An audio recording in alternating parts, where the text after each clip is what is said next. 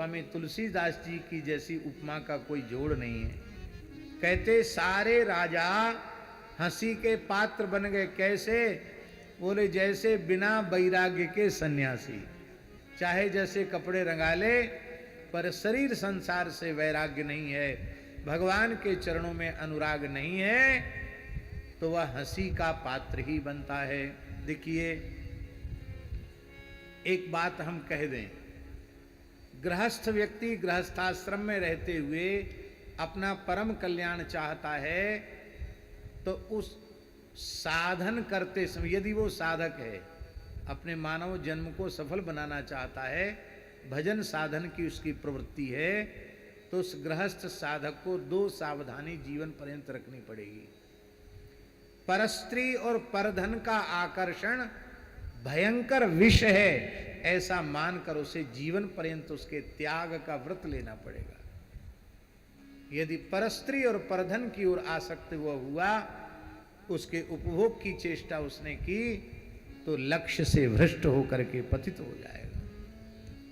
और यदि कोई विरक्त साधु है, साधु सन्यासी है, संत का वेश धारण कर लिया है, तब तो धन मात्र और स्त्री मात्र के आकर्षण का जीवन पर्यंत त्याग करना चाहिए।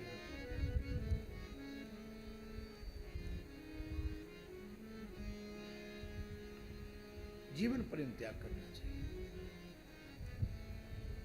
धन आता है किस लिए आता है? हाँ जन जी, हमको कोई 100 रुपए देगा तो किस लिए देगा? इसलिए देगा कि ठाकुर जी की सेवा हो रही है, गौओं की सेवा हो रही है, संतों की सेवा हो रही है, अतिथियों की सेवा हो रही है। हमारे लिए देता है क्या?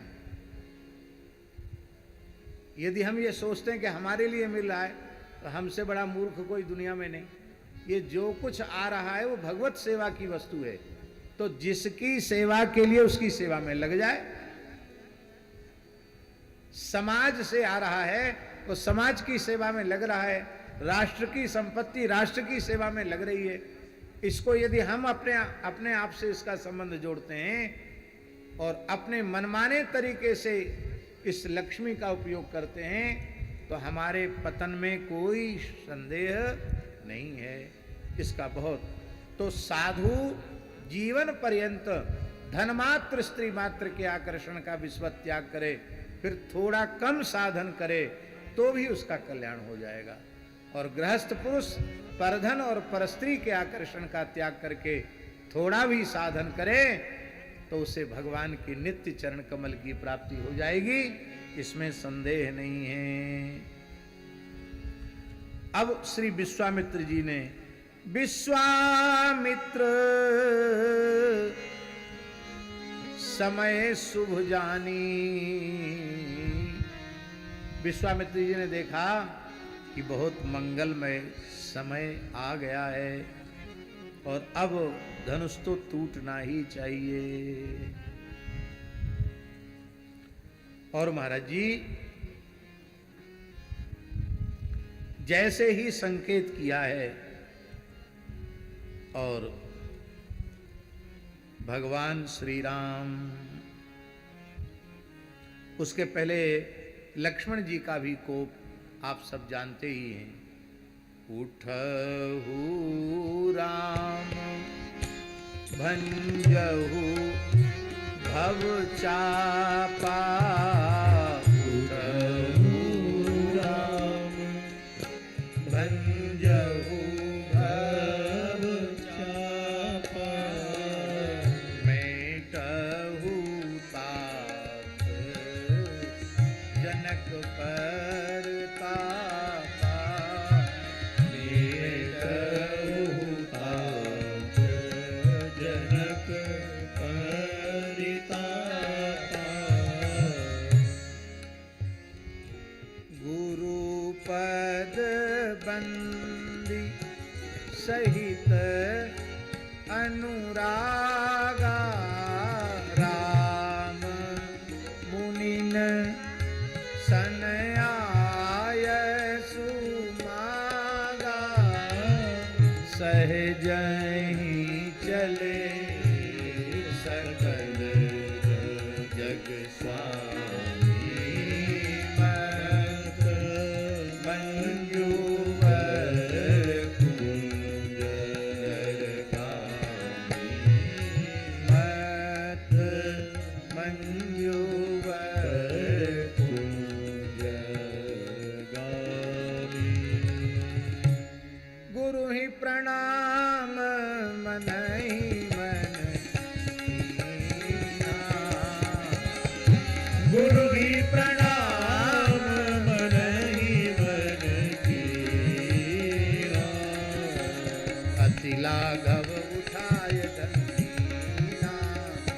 राघव उठाय रंगीना।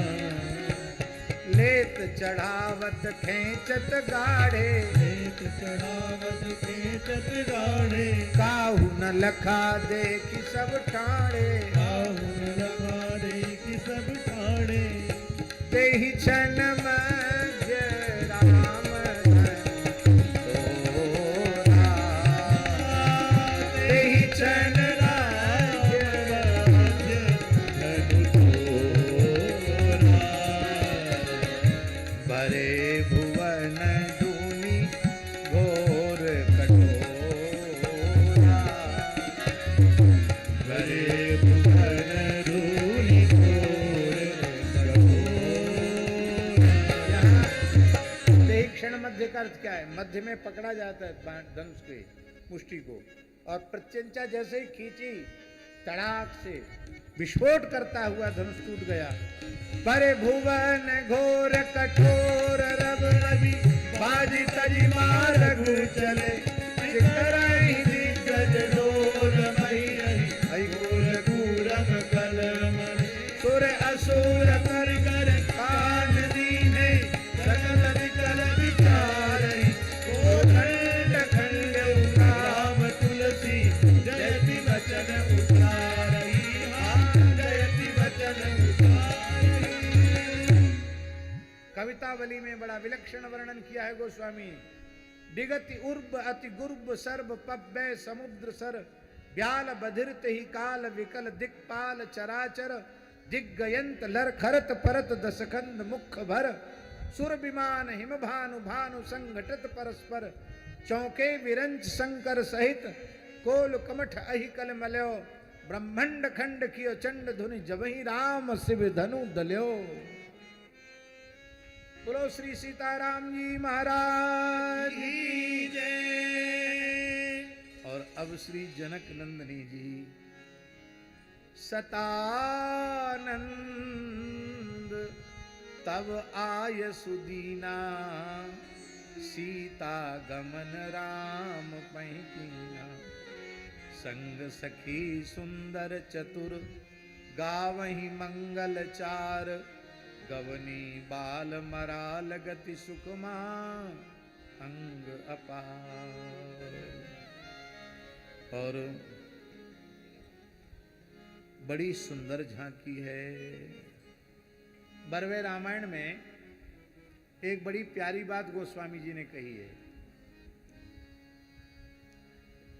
बहुत प्यारी बात। सखियां कह रही हैं कि जिन निज रूप मोहिनी डारी, कीने स्वबस नगर नर नारी। आपने अपनी रूप के जादू से सबको अपने बस में कर लिया, लेकिन अब हमारी लाडली किशोरी जी को देख लो। कैसे हैं बरवे रामायण में? गर्व करहु रघुनंदन, जन मन माही। गर्व करहु रघुनंदन, जन मन माही। अपनी सुंदरता का घमंड मत करो। देखहु आपनी मूरति, सिय के छाया। देखहु आपनी मूरति, सिय के छाया। आप कैसे लग रहे हैं जानकी जी के सामने? विशद भाई बोले जानकी जी की छाया जैसे लग रहे हैं। छाया कैसी होती? गोरी की काली? हाँ। देखहु आपनी मूरति, सिय के छाया। देखहु आपनी मूरति, सिय के छाया। अवलोक की सहेली, सिय जयमाल राम उर्मेली। बोलो श्री सीताराम जी महाराज की जय। टूटत ही धनु भयऊ विवाहु, धनुष टूट गया, विवाह हो गया।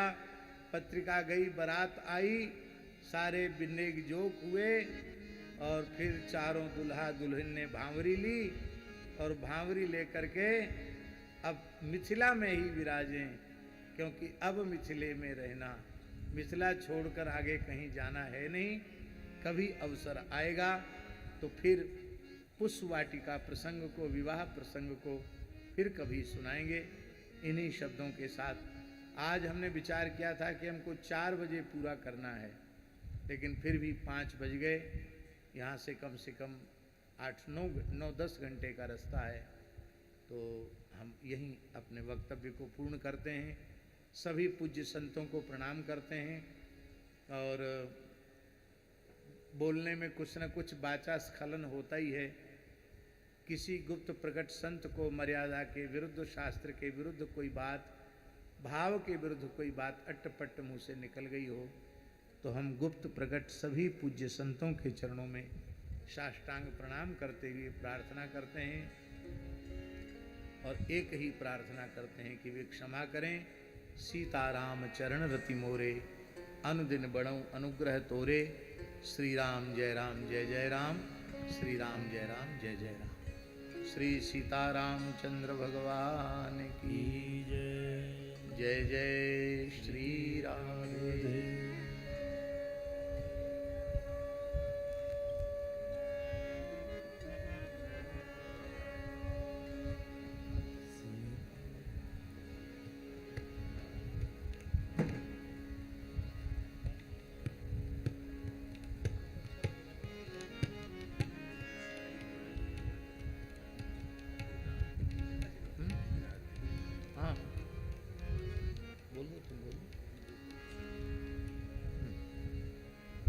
हेलो।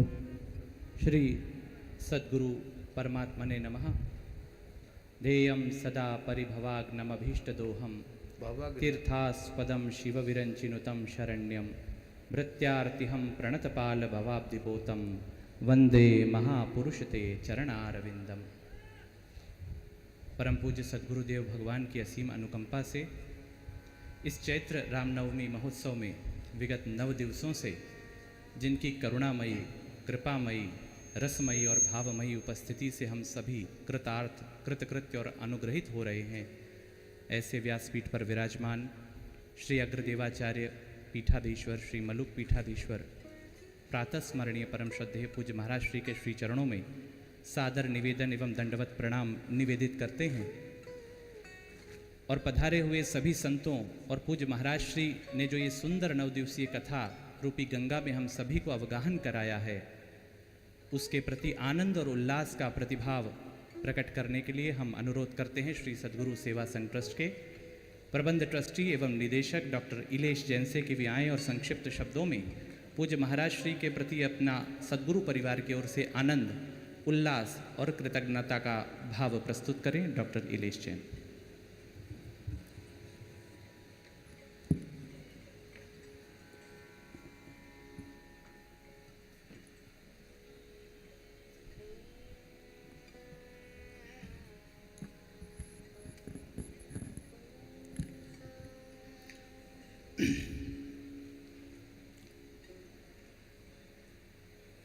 लोकाभिरामं रणंगधीरं राजीव नेत्रं रघुवंशनाथं कारुण्य रूपम करुणाकरंतम श्री रामचंद्रम शरणम प्रपद्ये।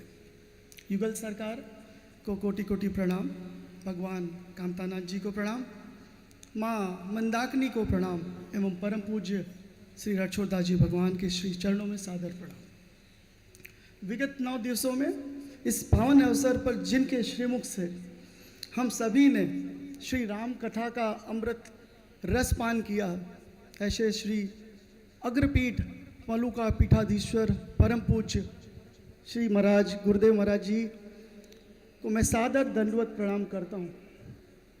महाराज जी, आज तक जितनी कथाएं हुई हैं उनके लिए आभार प्रणाम और दंड